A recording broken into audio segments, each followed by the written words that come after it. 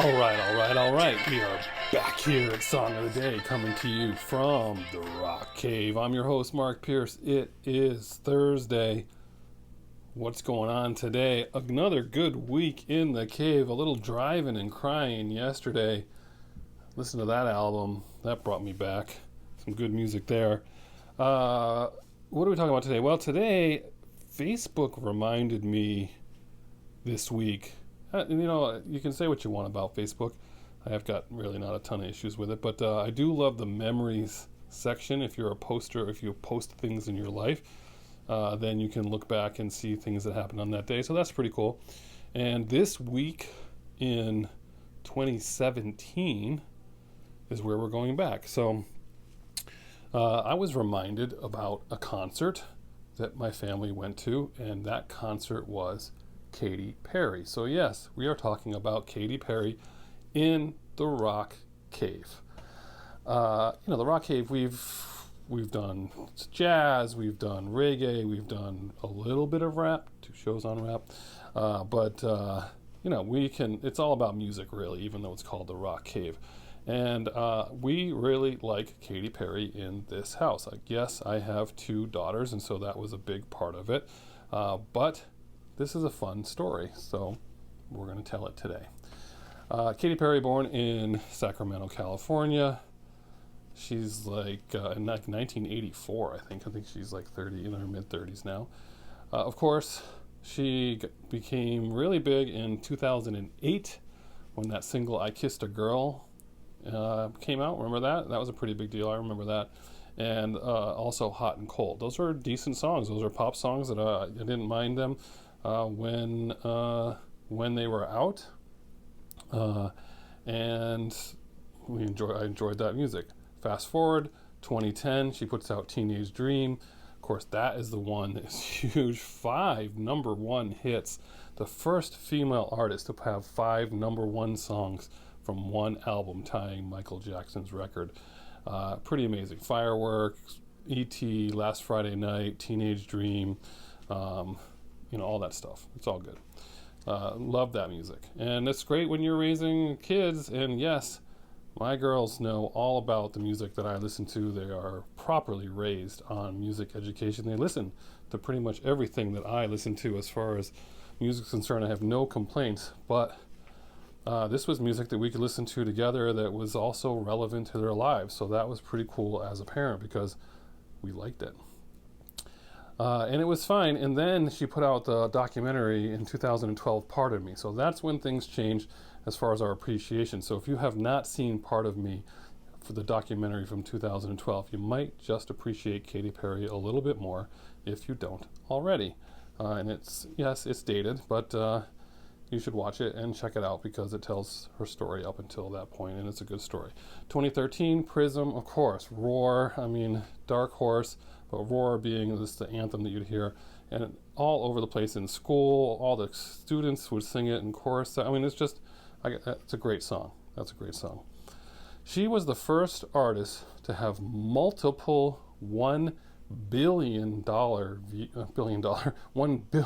views on YouTube for their videos. She might have $1 billion, I don't know, but 1 billion views, multiple videos. Think about that for a minute. Then she put out 2017's Witness, also some great tracks from there. 150 million records worldwide, putting her near the top. 9 number 1 singles. Okay, there's her pedigree. So what was the deal? So we saw her for the first time in Boston couple of years, maybe 2 or 3 years before this 2017 date. We drove to Boston, and the thing about a Katy Perry show is you can't be vanilla boring. You got to put wigs on. You got to dress up. So that's what I told them, and I told them at that time, you never know. Sometimes if you dress up, they pick you out of the crowd and they pick you to go up closer to the stage. So when we went to Boston, we wore our wigs, and of course we were in Boston in the TD Garden. So I wore my Celtic shirt with Pierce on the back, and we did not get upgraded to that show, but she puts on a really, really good live show, and we had an awesome time. And my favorite part of that story is that I'm in Boston, I'm in my Celtics shirt, Paul Pierce shirt, and I've got a wig on. I should look at the picture. I think it's a green wig. Could be blue, I'm not sure. I'll find the picture and post it if I can.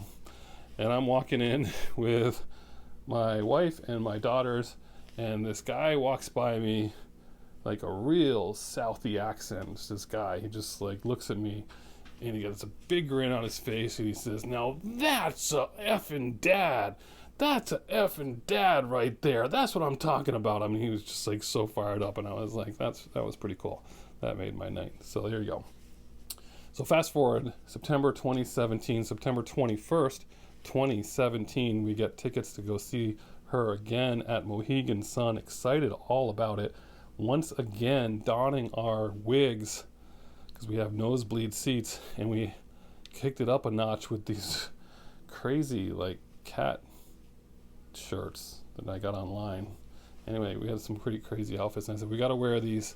You never know, we might get upgraded. Now, keep in mind, I've been to hundreds of concerts, never been upgraded in my life.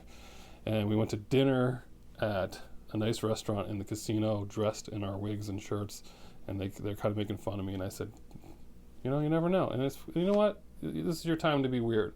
You can be weird at a Katy Perry show and no one cares. Like, there's like furries walking around here. We're like mild compared to them. I mean, look over there. There's a panda. And look over there.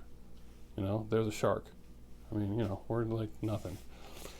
So we get into the arena, and we schlep up to our seats. We're walking up, going up, you know.